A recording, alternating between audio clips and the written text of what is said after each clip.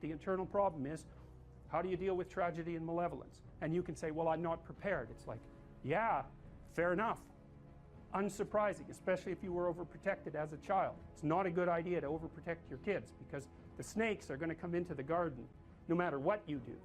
And so then you, instead of trying to keep the damn snakes away, what you do is you arm your child with something that can help them chop them into pieces and make the world out of them. So that the trick for human thriving in the face of suffering and malevolence is strength, not protection. It's a completely different idea. We also know this clinically. We know, for example, that if you treat people with exposure therapy for agoraphobia, which is, roughly speaking, the fear of chaos, I would say, the fear of everything, you don't make them less afraid. You make them braver. It's not the same thing. Because with an agoraphobic, see, what happens to them is the fall. They never conceptualize death and suffering. They're naive, right? It never enters the theater of their imagination, and it's because they're protected from it. But then something happens. This often happens to women in their 40s, because they're the people most likely to develop agoraphobia. Something happens. They've been protected from chaos by authority their entire life. So maybe they had an overprotective father, and then they went to an overprotective boyfriend, and then they went to an overprotective husband. And maybe they were willing to be subjugated to all three of those because of the protection, right? So that's the bargain. They stay weak and dependent, and maybe they have to, because that's the only way they can appeal to the person who's hyperprotective. But the price they pay for that is that they're not sufficiently competent. And then something happens in their life, often in their 40s. They develop heart palpitations, maybe as a consequence of menopause. Their heart starts to beat erratically, and they think, oh no, death. It's like, well, who are you going to talk to about that? Right? There's no protection from authority for that. Or maybe their friend gets divorced, or maybe their sister dies, or something like that. It brings up the specter of mortality, and maybe the specter of malevolence and mortality, and it brings it up in a way that authority, recourse to authority, cannot solve. And so then they have panic attacks. What happens? They go out, they get afraid, they feel their heart beating, then they get afraid of their heart beating because they think, oh no, I'm going to die, and they think, oh no, I'm going to die, and I'm going to make a fool of myself while I'm doing it and attract a lot of attention. So the two big fears come up: mortality and social judgment. And then they have a panic attack. It's like fight or flight's gone out of control. Very, very unpleasant. Then they start to avoid the places they've had a panic attack. Then they end up not being able to go anywhere. So then Tiamat has come back, right? A huge monster, a little victim. And so what do you do with them? Well, there's no saying, no, there's no Tiamat. That's done, right? Their naivety is over. They've had a direct contact with the threat of mortality and social judgment. They've met the terrible mother, and they've met the terrible father. And there's no going back. There's no saying, oh, the world is safe. It's not safe. Not at all. It's not safe. The fact that you think it's safe means that you were living in an unconscious bubble that was sort of provided to you by your culture. It's a gift. And now that's been shattered. And so now what do you do? Well, the answer is you retreat until you're in your house and there's nowhere you can go. You're the ultimate frozen rabbit, right? And your life is hell because you can't function. The alternative is, let's take apart the things you're afraid of. Let's expose you to them, carefully and programmatically. And then you'll learn that you're actually tougher than you think. You never knew that. And maybe you didn't want to take on the responsibility because, people play a role in their own demise, so to speak. When you had opportunity to go out and explore or withdraw because you were afraid, you chose to withdraw because you were afraid. So it's not only that you were overprotected often, it's that you were willing to take advantage of the fact that you were overprotected and run back there whenever you had the opportunity. So maybe you're a kid in the playground, right, and you're having some trouble with other kids, and in the back of your mind, I should deal with this myself, but you go and tell your mom and get her to intervene. And you know that that's not right. You know that you're breaking the social contract, but it's easier, and so that's what you do. You run off to an authority figure and hide behind the Great Father, roughly speaking. Well, the problem with that is you don't learn how to do it yourself. So then you have to relearn it painfully when you're 40. So then you take people out, you say, well, what are you afraid of? Rank it from 1 to 10. So 10 is, make a list of 10 things you're afraid of. The thing you're least afraid of we'll call number 10. So we'll start with that. Okay, well, I'm afraid of elevators. Okay, well, let's look at a picture of an elevator. Let's have you imagine being in an elevator. Go out to an elevator and let you watch the terrible jaws of death open, because that's how you're responding to it symbolically, right? And you're going to do that at the closest proximity you can manage. You find out, you go do that, it works. You're nervous as hell, especially from an anticipatory perspective. Shaking. You go out, you stop, you watch it happen, and you actually calm down. You do that 10 times and it no longer bothers you. Well, what you've learned that you didn't die, but more importantly than that, you've learned that you could withstand the threat of death. That's what you've learned. And then you move a little closer, and then you move a little closer, and then you move a little closer, and finally you're back in what's no longer the elevator from a symbolic perspective. It's a tomb, right? It's a place of enclosure and isolation. And you learn, turns out I can withstand that.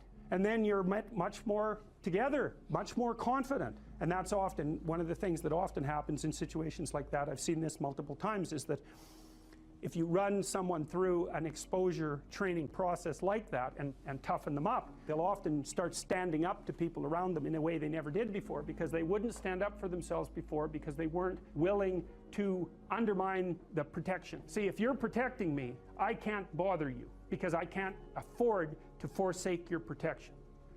So if I'm going to play that game, I'm going to hide behind you, then I can't challenge you. So that's no good, because that's sometimes why people, you see this with guys very frequently, they're still deathly afraid of their father's judgment when they're in their 30s or 40s. It's like, well, why? No, because they still want to believe that there's someone out there that knows. And so they're willing to accept the subjugation, because it doesn't force them to challenge the idea that there's someone out there that knows. Because that's the advantage of having your father as a judge, right? Because he knows. Well, what if he doesn't? What if no one knows any better than you? Well, that's a rough thing. You don't, until you realize that, you're not an adult, right? That's really technically the point of realization of adulthood, is that no one actually knows what you should do more than you do. I mean, it's a horrible realization, because what the hell do you know? It's a terrible realization, and people will often pick slavery, permanent slavery, to the spirit of the Great Father, let's say, over that realization, and it's completely understandable. But the problem with it is that there's more to you than you think, and so if you continue to hide behind that figure, then you never have a chance to understand that there's more to you than you think, far more to you than you think. Maybe there's enough to you so that you can actually withstand the threat of mortality without collapsing. Maybe even withstand the threat of malevolence without collapsing. Who knows? It's certainly possible. And it's not an abstract question. It's exactly the sort of question that you address in the psychotherapeutic process. It's always the question that you address. And the answer is often in the affirmative, because people can get unbelievably tough. And you know that, because people work in emergency wards in hospitals, right? Or they work in palliative care wards, or they work as mortuary assistants. I mean, these people have bloody rough jobs, you know, or they're on the front line of police investigation into, you know, heinous child abuse crimes, and so they're confronting malevolence on a regular basis. And, you know, those are very stressful jobs, but people do them. And some people do them without even being damaged by them, although that's a harder thing, because you can see horrible things, you know, things you'll never forget.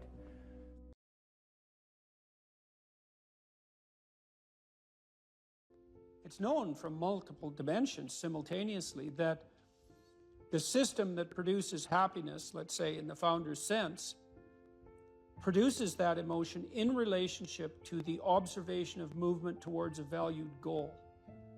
And so you can derive some conclusions from that. The first is that without a goal, there's no happiness, by definition, because happiness marks movement towards a valued goal. The next is, well, the higher the goal, the more value there is in the observation of movement towards it.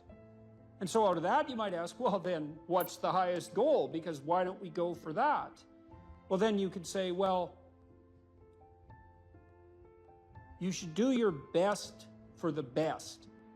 You might say, well, that's just to make me hedonically happy. It's like, well, wait a second, you know, cocaine will work for that, because it actually even activates this system. But what about tomorrow and next week and next month?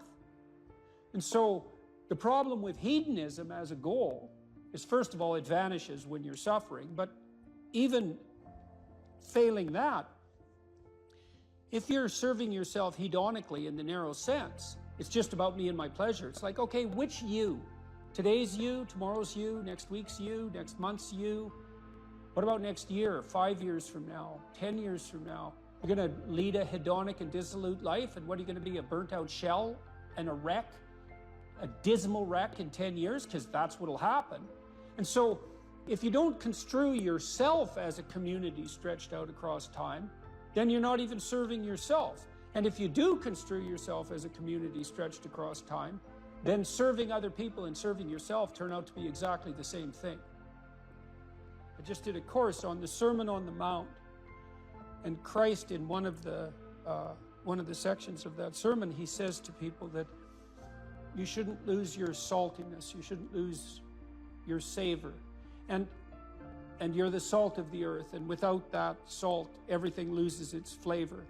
And salt is a preservative, and it's a spice, and that's often conceptualized, that phrase, as referring to the salt of the earth, you know, the solid, reliable types who bear all burdens. But that is not what it means. I looked at a lot of different translations. I talked to a lot of people about that verse, and really what it means is, well, there should be some spiciness and unpredictability and humor about you.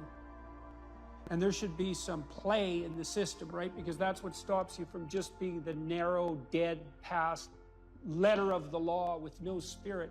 There should be some snake inside the tree, right? There should be some fire inside the bush. Those are all ways of construing that are symbolically equivalent. There should be some dynamism in you, and a fair bit of that's associated with, well, enthusiasm. That's fun, but enthusiasm means to be imbued with the Spirit of God. That's why people like comedians so much too, because that's what they do. And so you have to leaven the duty with humor, and your book does a lovely job of that too, because your book, which is a very conservative book in the best possible way, and is a call to duty and responsibility, but you constantly return to themes of both stoicism and humor, which are tied together in some sense, you know. I was just in Newfoundland for the last week doing a documentary there, and Newfoundland's a rough rock, and it's beautiful and harsh, and the people there are tough and resilient, man, because they had to be. And Newfies have a great sense of humor, and they're always making fun, and that's a necessary leaven, right? That ability to deal with serious matters with a light touch, and it's something I'm trying to learn to do more and more, even in the most serious of conversations, you know, too. Because if you're a master, you've got both. You've got that light touch and that sense of humor. You really see that in military people who've been through rough situations.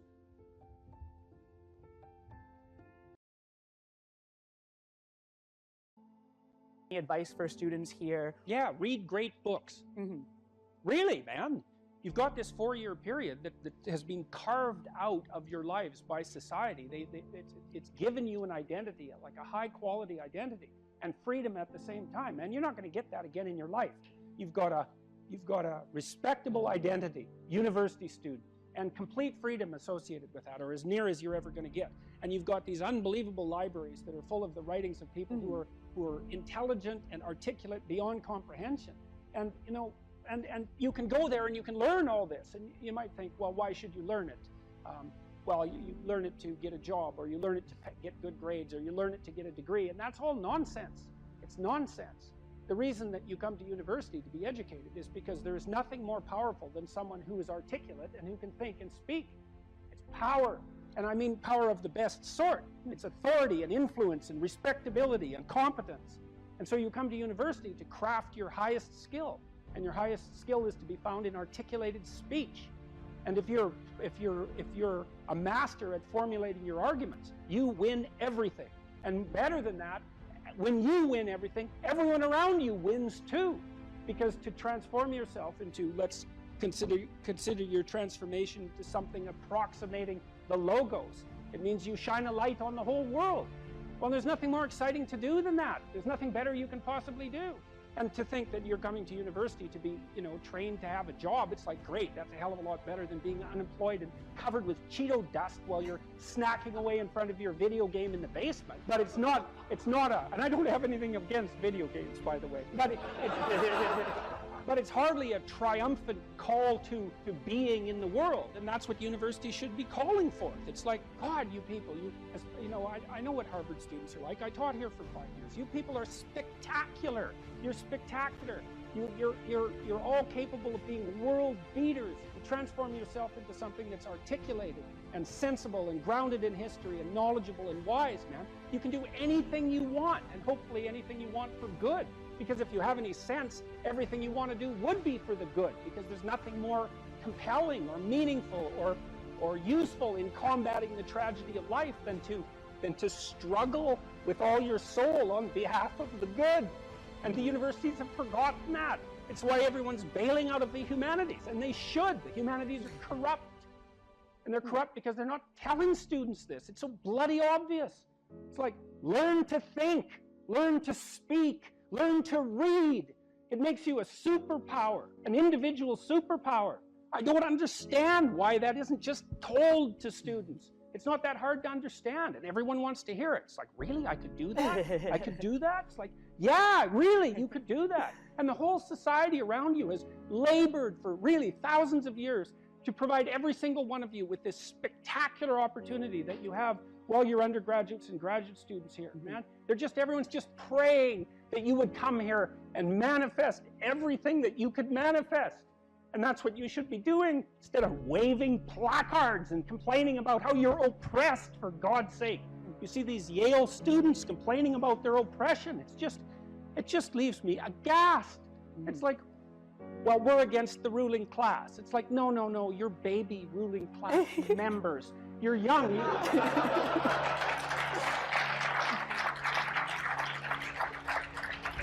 The only reason you're not rich is because you're young. You know, that's the best. Really, if you look at the 1% even, the dreaded 1%, you know, most of those people are old. Why?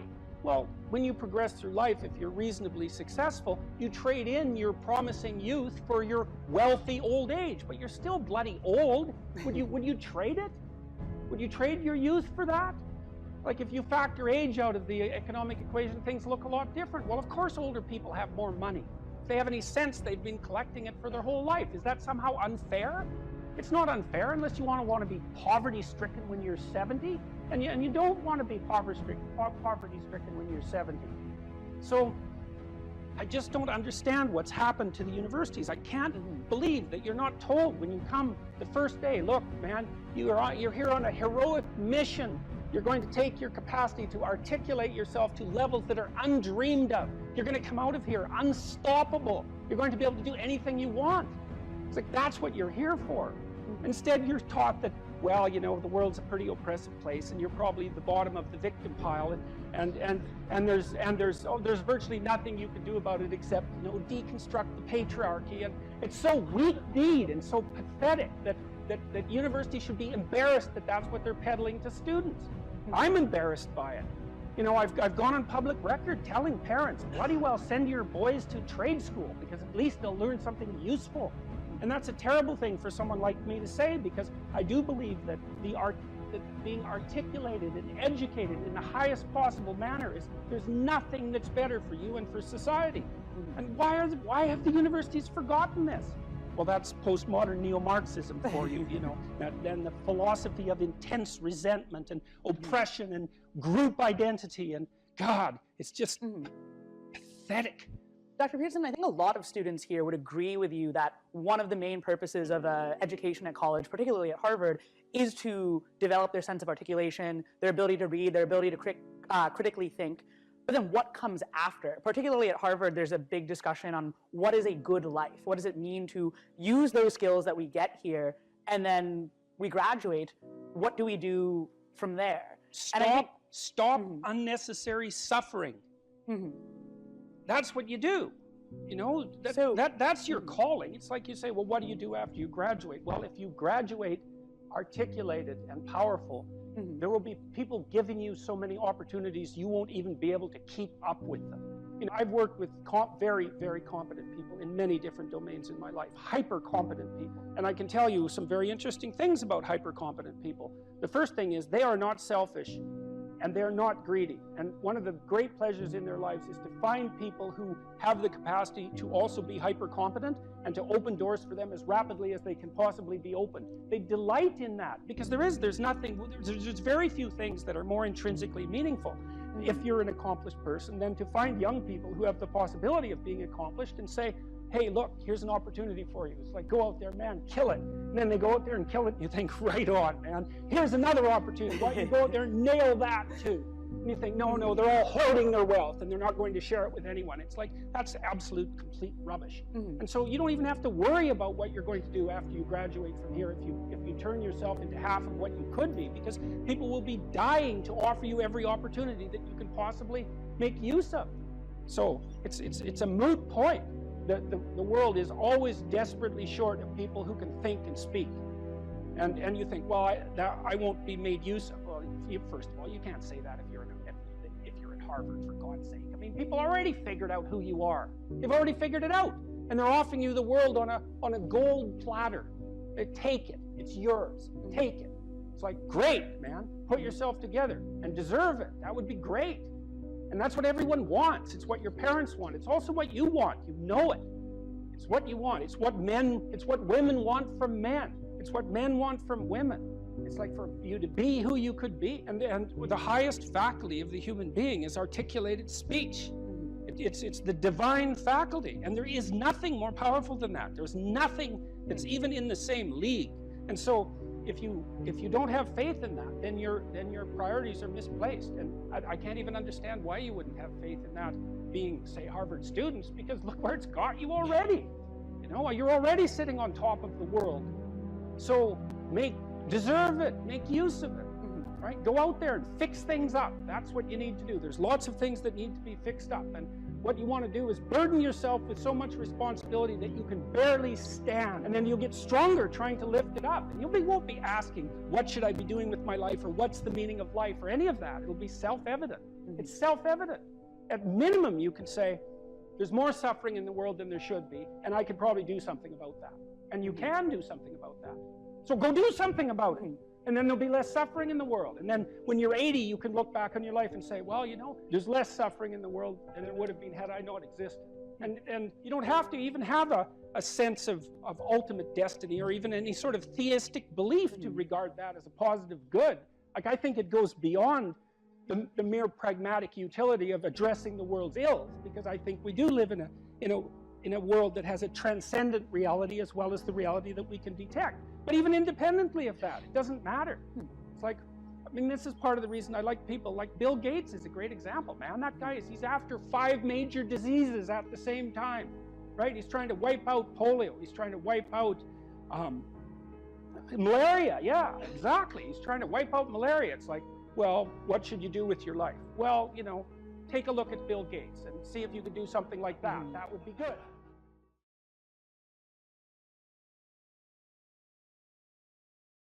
Can you get a job or a career? Can you educate yourself? Can you regulate the draw of temptation, drug and alcohol use in particular, sexual temptation as well? Oh, do you do anything that's remotely resembling civic responsibility? Are you a member of a political party? Do you go to church? You know, I don't go to church because, you know, their beliefs don't match mine. It's like, who the hell cares about your beliefs? You're like 16. You don't even have beliefs. And if you think it's like you're right and the Catholic Church is wrong, well, good luck with that attitude. And that isn't to say that the church, for example, or a political party doesn't need repair, because all institutions are always falling apart and corrupt. That's a story as old as time. That's the evil uncle. But good, you have something to do. Go fix it up. Definition of man. What am I, a biologist? But as it happens, I am a biologist, so I guess I don't have that excuse. Productive generosity is good. I once read a good description of Christian charity, and it was productivity plus generosity, which I really liked, because the hyper empathic types only concentrate on the generosity end of that. It's like, I'm generous, yeah, but like, do you have any money? No, I'm generous with other people's money. Yeah, well, you know, you're missing half the equation there. And that's really the distinction between conscientiousness and agreeableness from a personality perspective. Those are two cardinal personality traits. And agreeableness, which is basically an empathy dimension, has no correlation whatsoever with success in enterprise, business, creative domains. In fact, among managers, agreeableness looks like it's slightly negatively correlated with success, because hyper-agreeable managers can't say no. They can't discipline their employees. They can't set limits, and they're susceptible to manipulation. So productive generosity is pretty good. There is more to it, obviously, more to being a man than productive generosity, but as a central notion, that's a good one. The productivity requires aim, orientation, responsibility, discipline, all of that, that willingness to work, that willingness to make sacrifices, which is the hallmark of maturity in the service of a higher goal. And that responsibility, the productive responsibility, should manifest itself in relationship to the individual. So you should be responsible to yourself and your future self, the community of selves that you are across time. And then you should be responsible for and productive for as many people as you can manage. And so that might be first your intimate partner, your wife, second your parents, your siblings, your children, maybe your children primarily, although there's a trade-off there with your wife. Then your local community, then your broader community. You want to take on all that responsibility if you can, in a sense that's both productive and generous. That gives you something to do. Justify your miserable life to yourself and everyone else. And you need to do that. It orients you solidly in the world if you do that. And it gives you a dragon to fight, a real one. And that's where the gold is. So as everyone has known forever, and as we continue to remind ourselves, how should you arm yourself? Well, that's kind of what a humanities education teaches you to some degree. Arm yourself with words. Be precise in your language. Right? Say what you mean.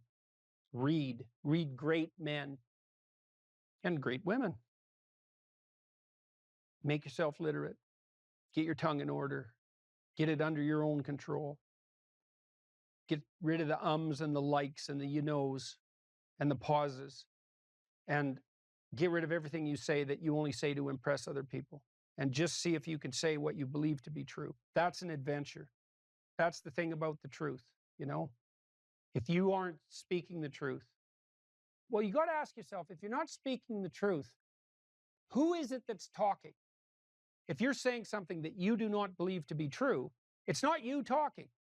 It's something else. It might be the part of you that wants to manipulate the other person into delivering what you think you want from them. Well, what is that spirit of manipulation that you've allowed to possess you? It's not you. Let's say you decide to live your whole life in that instrumental manner. You're going to craft your words like the student who says, well, I'm going to write what the professor wants to hear so I get the grade. It's like, well, you just turn yourself into that. Well, who is it that's doing that manipulating? It's not you, because those aren't your words. So even if you get the grade, it's not you that got the grade. It's the false you. It's the manipulative you. So you do that your whole life. You don't have your life.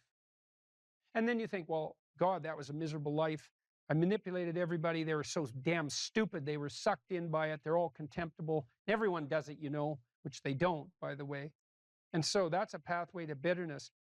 Partly because if you're a manipulator and you use your language falsely, you don't live your own life. You live the life of whatever possesses you when you think it's you manipulating. And so you live the life of the spirit of manipulation. And there's no difference between that in some fundamental sense and demonic possession. So if that's what you want, go right ahead. But what you miss is the adventure of your own life. Because if you say what you think, this is a really important thing to understand. You have no idea what will happen if all you do is say what you think. Because you have to let go of everything. Just to do that, you have to assume that there isn't anything better that can happen than what happens if you tell the truth, no matter what happens. Because you say, I'll tell the truth and I get in trouble. It's like, well, is that good or bad? Well, it's not so good when it's happening. When you get in trouble, that can be devastating. But in the medium term or the long term, in my situation, I've gotten in trouble plenty of times for things I've said, and many times I thought, that was fatal, that was the end. I said something or it was misinterpreted, but often I said something that I was going to get taken out, I was going to get canceled, and that was the end of my reputation. And every single time, and I hope partly because I didn't say things that I didn't think were true, every single time it switched around. And so eventually, the cancellation attempt not only failed, but massively backfired. But man, living in that gap between when the pressure was on, let's say, and it turned around, that wasn't pleasant. But it's certainly adventurous because you don't know what's going to happen. And maybe that is the adventure of your life, right? Imagine that the world was constituted so that the true adventure of your life emerged as a consequence of truth in speech and action, because that would be reflective of the real you. So it would be you living. And then imagine that the adventure that would occur if you dwelled in the truth would be so overwhelming that it would justify all the suffering. And I think that's true. The great people I know are brutally truthful to themselves and other people. And they have insanely adventurous lives. And they also get more and more and more competent. I've talked to my daughter a lot about this. My daughter runs my companies. My daughter didn't know much about business when she started, and she was pretty sick too, and she didn't know a lot. And so it was easy for people who thought they knew a lot about business to pull the wool over her eyes. But Michaela has the ability to ask stupid questions, and we've talked about that a lot. It's like, you only have to ask a stupid question once if you're alert. You ask a stupid question, and if you're in a crowd and you ask a stupid question, 80% of the people in the crowd have the same question. They're just too cowardly to ask. But you ask and then someone actually tells you, you never have to ask that question again. You're no longer stupid. It's not an accident that the axiomatic Western individual is someone who was unfairly nailed to a cross and tortured. It's like, yes, right, exactly. So what do you do about that? Well, I thought about that for a long time too. It's like, well, you don't get together in a damn mob, because all that does is allow you to be as horrible as you could possibly imagine and suffer from none of the consequences. That's a bad idea. So how about we don't do that? Well, there's a deep idea in the West too. It's like, pick up your damn suffering and bear it and try to be a good person so you don't make it worse. Well, that's a truth. I read a lot about the terrible things that people have done to each other. You just cannot even imagine it. It's so awful. So you don't want to be someone like that. Now, do you have a reason to be? Yes. You have lots of reasons to be. God, there's reasons to be resentful about your existence. Everyone you know is going to die. You too. And there's going to be a fair bit of pain along the way, and lots of it's going to be unfair. It's like, yeah, no wonder you're resentful. It's like, act it out and see what happens. You make everything you're complaining about infinitely worse. There's this idea that hell is a bottomless pit, and that's because no matter how bad it is, some stupid son of a bitch like you could figure out a way to make it a lot worse. So you think, well, what do you do about that? Well, you accept it. That's what life is like. It's suffering. That's what the religious people have always said. Life is suffering. Yes. Well, who wants to admit that? Well, just think about it. Well, so what do you do in the face of that suffering? Try to reduce it. Start with yourself. What good are you? Get yourself together, for Christ's sake, so that when your father dies, you're not whining away in a corner, and you can help plan the funeral, and you can stand up solidly so that people can rely on you. That's better. Don't be a damn victim. Of course you're a victim. Jesus, obviously. Put yourself together. And then maybe if you put yourself together, you know how to do that. You know what's wrong with you, if you'll admit it. You know there's a few things you could polish up a little bit, that you might even be able to manage in your insufficient present condition. And so you might shine yourself up a little bit, and then your eyes will be a little more open, then you can shine yourself up a little bit more, and then maybe you could bring your family together instead of having them be the hateful, spiteful, neurotic, infighting batch. So then you fix yourself up a little bit, kind of humbly, because, God, you're a fixer-upper if there ever was one. And then you got to figure out, well, can you figure out how to make peace with your idiot brother? And probably not, because he's just as dumb as you, so how the hell are you going to manage that? And so then maybe you get somewhere that way and your family's sort of functioning, and you find out, well, that kind of relieved a little bit of suffering, although it reduced the opportunities for spiteful revenge, and that's kind of a pain in the neck. And so then you get your family together a little bit, and you're a little clued in then, at least a bit, because you've done something difficult that's actually difficult. You're a little wiser, and so then maybe you could put a tentative finger out beyond the family and try to change some little thing without wrecking it. It's like, our society is complex, and we teach our students that they could just fix it. It's like, go fix a military helicopter and see how far you get with that. It's like, what are you going to do? You're like a chimp with a wrench. Whack! Oh, look, it's better. It's like, no, it's not better. Things are complicated, and to fix things is really hard. And you have to be like a golden tool to fix things, and you're not. So, and that's the other message of the West. It's like, how do you overcome the suffering of life? And I'm not saying it's only the message of the West. How do you overcome the suffering of life? Is be a better person. That's how you do it. Well, that's hard. It takes responsibility. And I think, you know, if you said to someone, you want to have a meaningful life? Everything you do matters. That's the definition of a meaningful life. But everything you do matters. So you're going to have to carry that with you. Or do you want to just forget about the whole meaning thing, and then you don't have any responsibility, because who the hell cares, and you can wander through life doing whatever you want, gratifying impulsive desires for how useful that's going to be, and you're stuck in meaninglessness, but you don't have any responsibility. Which one do you want? Well, ask yourself, which one are you pursuing? And you'll find very rapidly that it isn't the majority of your soul that's pursuing the whole meaning thing, because, well, look what you have to do that. You have to take on the fact that life is suffering. You have to put yourself together in the face of that. Well, that's hard. Christ, it's amazing people can even do it. I'm stunned every day when I go outside, and it isn't a riot with everything burning.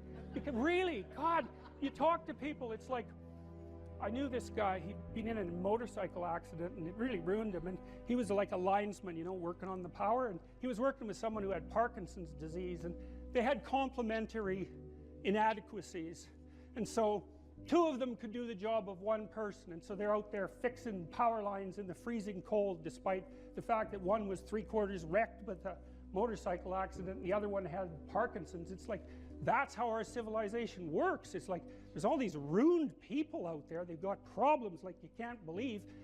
Off they go to work and do things they don't even like, and look, the lights are on. My God, it's unbelievable. It's a miracle. It's a miracle.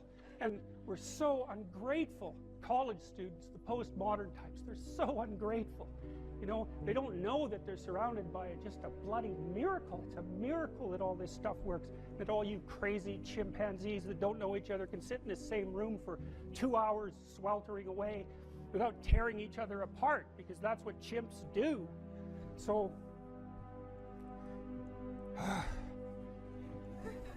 anyways, so what happened? Well, I made some videos, and I got to the bottom of some things, at least as far as I can tell, so I told you what the bottom is, and then I got this idea about what you might do about it, which isn't my idea. It's not my idea. It's an old idea. It's far older than Christianity. It's old. It's the oldest story of mankind. Get yourself together. Transcend your suffering. See if you can be some kind of hero. Make the suffering in the world less. Well, that's the way forward, as far as I can tell, if there is any way forward.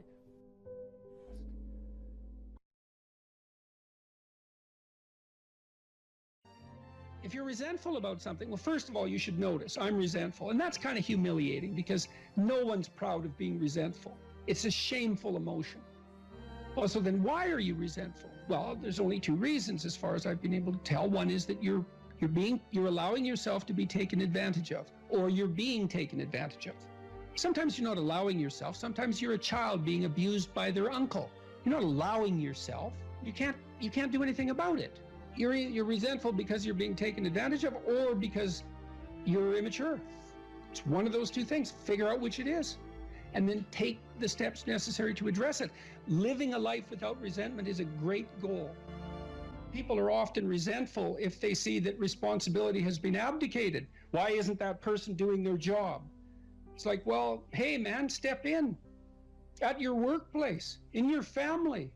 You know, and you think, well, I shouldn't have to do that extra work. Well, you shouldn't be a slave. You shouldn't allow yourself to be tyrannized. But if something bugs you because a responsibility is going unfulfilled, there's a great opportunity for you.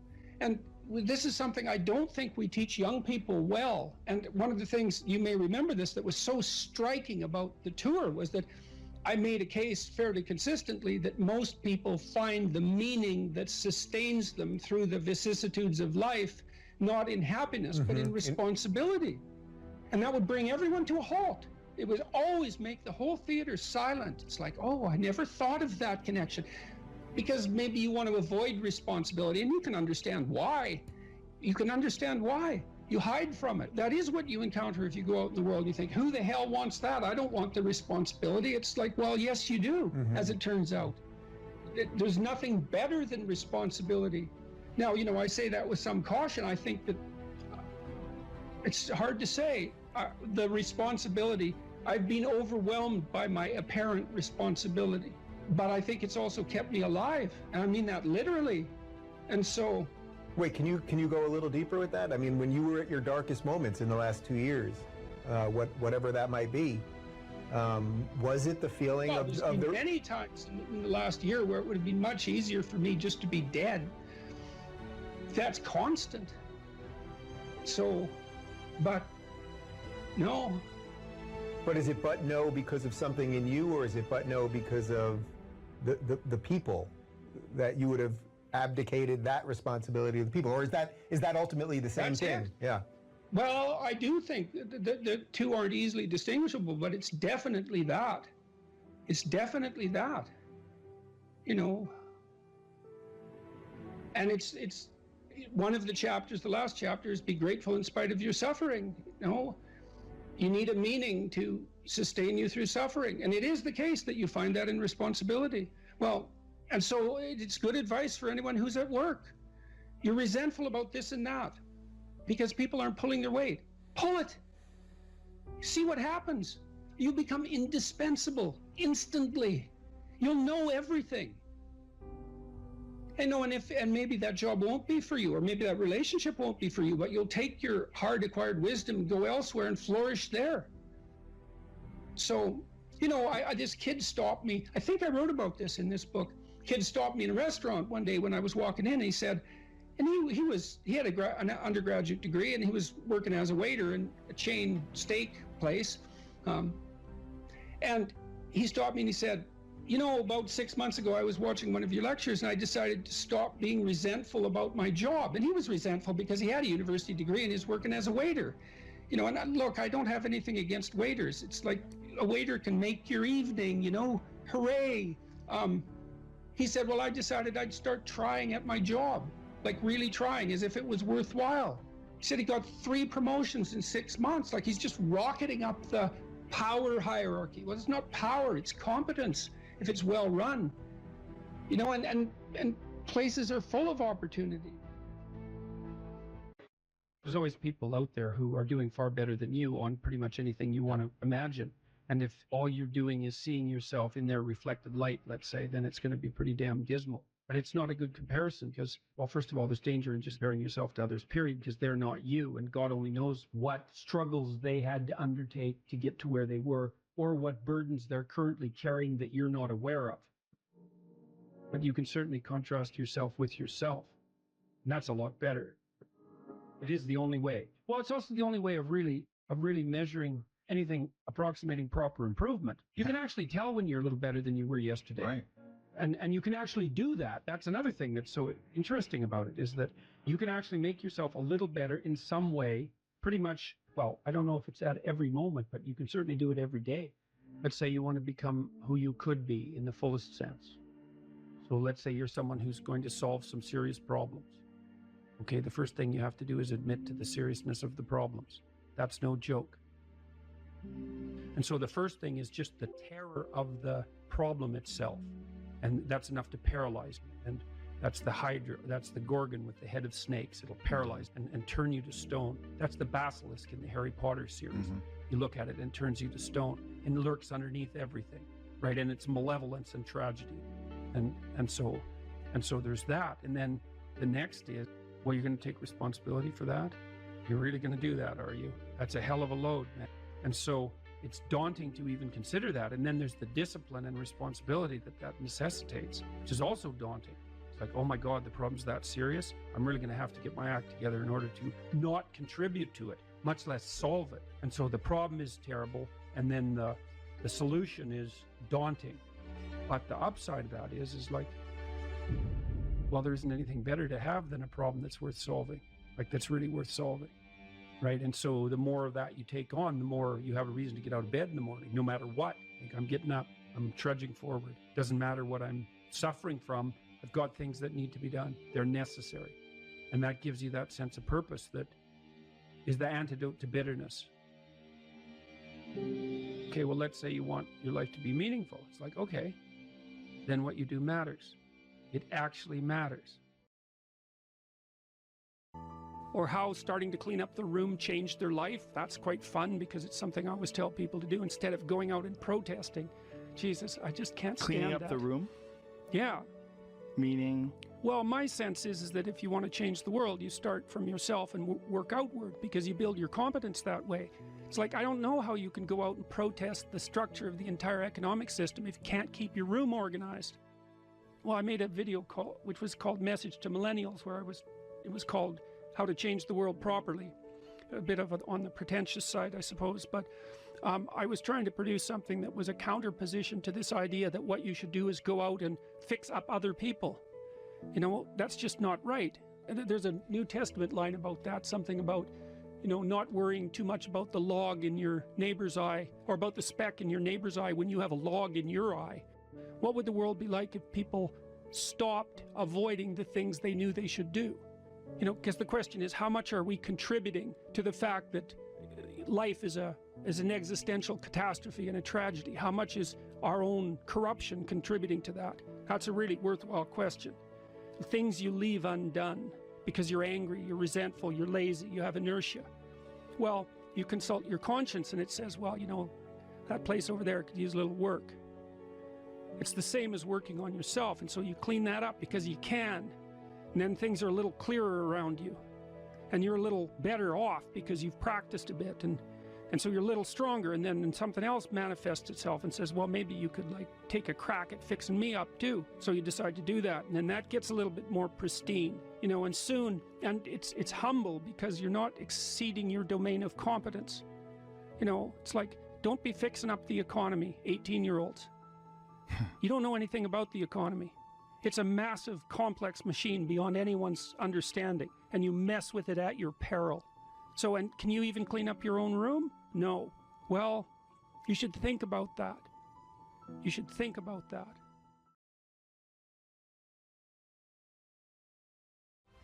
I said to myself, who on this fucking earth would still be going right now? You are. You gotta be the hardest on the planet. Is it true? I don't give a At that time, it got me to the finish line of that race. I believed it. I believe it today. Well, I don't know what to do. It's like, that's okay. Nobody does. Go do something. Do the best thing that you can think of. Put the best plan you have into practice. It's not going to be perfect, and it will change along the way. But it will change partly because you become disciplined pursuing the path. And as you become disciplined, you become wiser. And as you become wiser, you become able to formulate better and better plans. The separation of talent and skill is one of the greatest misunderstood concepts for people who are trying to excel, who have dreams, that want to do things. Talent you have naturally. Skill is only developed by hours and hours and hours of beating on your craft. There is no passion to be found playing small and settling for a life that's less than the one you're capable of living. I'm sure people have told you to make sure you have something to fall back on. Make sure you got something to fall back on, honey. But I never understood that concept. having something to fall back on. If I'm going to fall, I don't want to fall back on anything. I want to fall forward. I figure at least this way I'll see what I'm going to hit. I always knew that I could work hard enough. There wasn't an issue with discipline, or there wasn't an issue with the ability to sacrifice or the willingness to sacrifice. Say, man, me and you are gonna do this together. And you're gonna be on my ass if I start slacking. I'm gonna be on your ass if I start slacking. And I'll never accept mediocre again. I'm always gonna give it my 110%. That's the only thing I can ever say a solid day's work. That's all that will ever find peace in. If you guys do not do that, I promise you, your life will haunt you for the rest of your days. Just hope you guys get what I'm saying. I'm telling you what, man, once you get it, come on over this side of the fence, you don't see fucking problems anymore, man. You see situations. You see possibilities. And you can't wait to get them started, man. You're like, why did I wait so long to engage? It doesn't matter about the past. It's today. What are we doing today? What are we going to engage now? And once we engage, we commit. There's no half commitment. There's no quarter commitment. There's no three-quarter. It's full commitment. Once we engage, it's every fucking day we engage. Because that's the better life. And the people you will surround yourself are like-minded. And they're better friends. Friends and family for life, man. They have your back. They're solid individuals doing solid tasks, leaving a solid impact of legacy for other people. That's a solid life, man. It's your option, though. What are you gonna do? There's no easy way around it. No matter how talented you are, your talent is going to fail you if you're not skilled. You know, if you don't study, if you don't work really hard and dedicate yourself to being better every single day. This one year, my father had his shop, and he decided for whatever reason that he wanted a new wall on the front of his shop. So he tore down probably about 16 feet high and probably about 30 feet long. He just completely tore the wall down, and my brother and I had to dig a 6-foot hole. We would mix it for the foundation. We would mix in the concrete by hand. A year and a half. We were building this wall for a year and a half. Every day after school, we would come and mix in concrete, putting it in the hole, doing it, and it was just myself and my little brother. And I remember standing back, looking at that wall, saying, there's going to be a hole here forever. A year and a half later, we laid the final brick. And my father stood back with my brother and I know he planned this. He says he didn't, but I know he had been planning this and writing this for his for the past 2 years. But we stood back, we looked at the wall, and he looked at me and my brother and said, "Now, don't y'all never tell me that you can't do something," and walked into the shop. Because you have to want it. You have to want to be better. A few months ago, I said that I believe that if I chose to, I could be the president of the United States. And I think as I've had a chance to intellectualize why I said that. And I think that there's a certain delusional quality that all successful people have to have. You have to believe that something different can happen. It's close to 3 in the morning right now. You know, the thing is, man, it's always going to be a party. There's always going to be a time to celebrate, and there's a time to join friends, or a day to, the bars are always open. Always open. No matter how old you are, they're always open, you know? What's not always open is the opportunity to check the box in life. You know, achieve your dreams. That's not always open, man. How greatness is not this wonderful, esoteric, elusive, God-like feature that only the special among us will ever taste. You know, it's something that truly exists in all of us. Man, hope ain't gonna get you shit because it's not in your hands. Hope is not in your hands. You can't control hope, man. You can't. You get belief. Until you callous over the victim's mentality that the world is out to get you because of you are the only, you gotta change that, man. Yeah, but you don't understand my life, David. Yeah, I do. So that's the thing about it. And that's why I can talk about it. But yeah, I get what you're saying. A lot of folks I get that mentality. I once had that mentality that no one understands what I'm going through. And if you keep that mentality, you're gonna stay in the same exact spot that you're in. Let me teach you the real life, how it really is. The reason why you're a loser, and the reason why you're not making it, and the reason why you're trying to go to all these, I go to all these conventions, speak all the time. I look in the audience and these people sign up, and every year go to convention, thinking they're gonna learn something different. No, you're lazy, you know exactly what to do, because even me, in my state of, I can't read and write, I knew exactly what to do. It just sucks doing it. It sucks to do it. It sucks to wake up every morning of your life and say, God, man, I'm not smart. So guess what I gotta do? I gotta study the same shit that I got one of the highest scores in the nation on, and do it again, do it again, do it again. It's not just there. We're not on this stage just because of talent or ability. We're up here because of 4 a.m. We're up here because of 2-a-days or 5-a-days. We're up here because we had a dream and let nothing stand in our way. If anything tried to bring us down, we used it to make us stronger. We were never satisfied, never finished, will never be retired. My high school English teacher, Mr. Fisk, he had this beautiful quote, and it read, "Rest at the end, not in the middle." And I took that to heart. I believe there's time for resting at the end, but for me, that time is not now. To have a dream, sacrifice for it, and never ever rest in the middle. Tired, 14 days, 13 days, whatever the hell it is, don't mean nothing. Tired is only in the mind. If you tell yourself you're tired, you're gonna be tired. I don't get tired. Pain is an extremely important part of the equation. Pain is the elixir of success. When people say this bad thing happened to me and I'm suffering, I say good. It is pain which is required. It's one of the elements in the chemical reaction. And the chemical reaction requires 5 particular distinct compounds, and you have 4 and you're missing 1, it simply doesn't work. Pain for a man is one of the most important elements in becoming successful. Batman is Batman because they killed his parents. If they did not kill his parents, he would not be Batman. You're supposed to suffer.